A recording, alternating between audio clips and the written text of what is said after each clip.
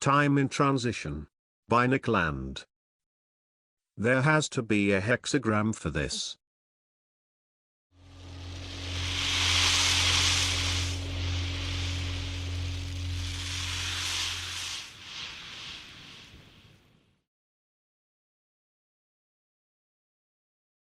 Isaac Newton's Philosophiae Naturalis, Principia Mathematica, abstracted time from events, establishing its tractability to scientific calculation. Conceived as pure, absolute duration, without qualities, it conforms perfectly to its mathematical idealization, as the real number line. Since time is already pure, its reality indistinguishable from its formalization. A pure mathematics of change, the calculus, can be applied to physical reality without obstruction. The calculus can exactly describe things as they occur in themselves, without straying, even infinitesimally, from the rigorous dictates of formal intelligence. In this way natural philosophy becomes modern science.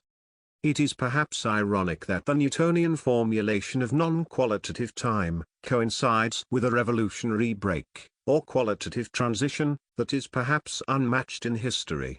That, however, is a matter for another time. Modern science did not end with Newton.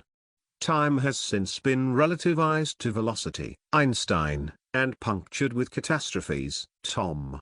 Yet the qualities of time, once evacuated, cannot readily be restored. Clock technology suffices to tell this story, on its own. Timekeeping devices produce a measure of duration, according to general principles of standardized mechanical production, so that a clock-marked minute is stripped of qualitative distinctness automatically. Chronometrically, any difference between one minute and another is a mechanical discrepancy, strictly analogous to a production line malfunction. Time modernization culminates in an inversion of definition, eventually standardizing from a precisely reproducible building block, the atomic second, rather than accommodating itself to a large-scale natural cycle, qualified by variations of luminosity, which generates subunits through division. Once the second has become entirely synthetic, all reference to a qualitative when has been effaced. All that remains is quantitative comparison, timing, and synchronization, as if the timepiece was modeled upon the stopwatch. Calendars have become an anachronism. Modern time intuitions would find plenty of support, even in the absence of mechanical chronometry. Every quantifiable trend, from a stock movement or an unemployment problem, to a demographic pattern or an ecological disaster, can be communicated through charts that assume a popular facility at graphic intuition, and thus, implicitly, at algebraic geometry, and even calculus. Time is so widely and easily identified with the x-axis of such charts that the principle of representation can be left unexplained. However strange this might have seemed to pre-moderns. Clearly, if time can be read off from an axis, quickly and intuitively, it is being conceived, generally, as if it were a number line, Newtonian. Qualitative time, by now, is a scarcely accessible exoticism. Nowhere is this more obvious than in the case of China's ancient classic of change, the I Ching, a work that is today no less hermetic to Chinese than it is to foreigners. The I Ching is a book of numbers, as much as a book on time, but its numbers are combinatorial rather than metric, exhausting a space of possibilities, and constructing a typology of times. The I Ching speaks often of quantities, but it does not measure them. Instead, it typologizes them, as processes of increase or decrease, rise and fall, lassitude and acceleration, typical of qualitative phases of recurrent cycles, with identifiable character and reliable practical implication. The point of all this, just in case you were wondering? The current time is a period of transition, with a distinctive quality, characterizing the end of an epoch. Something, some age, is coming quite rapidly to an end. This is not a situation that the modern mentality is well adapted to, since it violates certain essential structures of our time consciousness. It eludes our intuitions and our clocks. Our charts register it only as a breakdown, as they terminate the x-axis at a point of senseless infinity. Hyperinflation, bubble stock PE ratios, global derivatives exposure, urban intensity, technological intelligence explosion, or in a collapse to zero, marginal productivity of debt, fiat currency credibility, unit costs of self-replicating capital goods. The can clatters off the end of the road. Things cannot go on as they have, and they won't. Given the heated political climate surrounding the impending transition of the global economic system, a non-controversial diagnosis is almost certainly unobtainable. Neil Ferguson describes an age of global indignation, or global temper tantrum, in which the objectively unsustainable nature of the established order, whilst widely if vaguely perceived, still eludes sober recognition. Riots, Molotov cocktails, and fabulous conspiracy theorizing are the result. What all the indignant have in common is the refusal to address squarely the problem that nearly all Western countries face.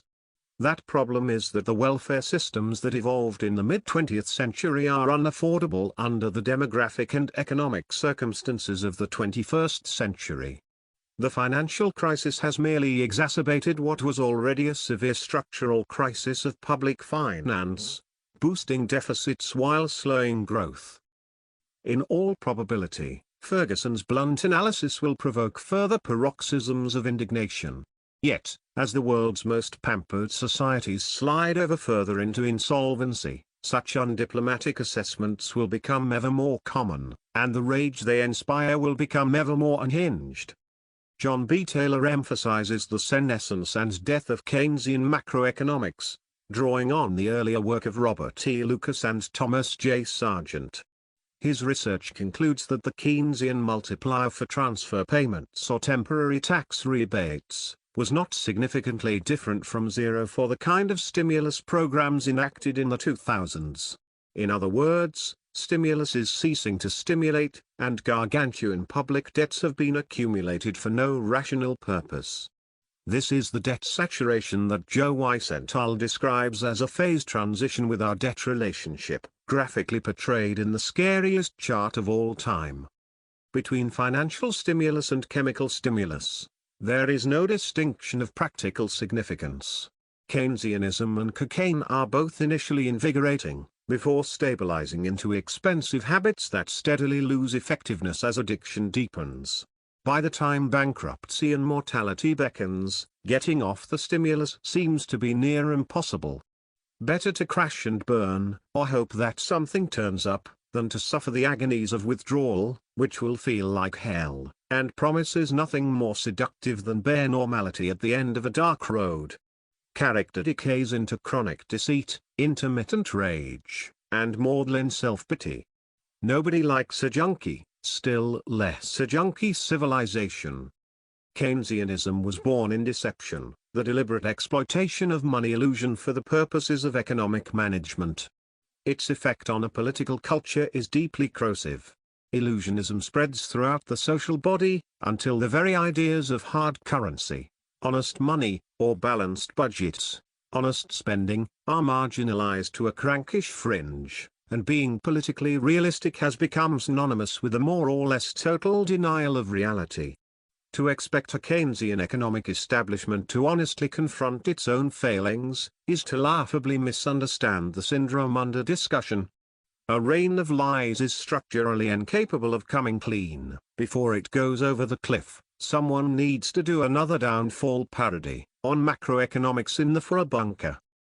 The long Keynesian coke binge was what the West did with its side of globalization, and as it all comes apart, amidst political procrastination and furious street protests, a planetary reset of some kind is inevitable. The chimeric engine of post-colonial globalization requires a fundamental overhaul, if not a complete replacement. The immense dynamism of the chimerican age, as well as its enduring achievements, have depended on systematic imbalances that have become patently unsustainable, and it is highly unlikely that all the negative consequences will have been confined to just one side of the world ledger. For instance, China's soaring investment rate, estimated to have reached 70% of GDP, seems to have disconnected from any prospect of reasonable economic returns. Pivot Capital Management concludes, credit growth in China has reached critical levels and its effectiveness at boosting growth is falling. For the PRC's fifth-generation leadership, scheduled to adopt responsibility for China's political management from 2012, inertia will not be an option. By then, a half-decade of global stimulus saturation, cascading macroeconomic malfunction and serial black swans, the new millennium clusterflock, will have reshaped the world's financial architecture, trade patterns, and policy debates. Whatever comes next has to be something new, accompanied, at least momentarily, by genuine apprehension of economic reality. For Post-Expo Shanghai, a city stunningly rebuilt in the age of Chimerica, the time of transition is a matter of especially acute concern.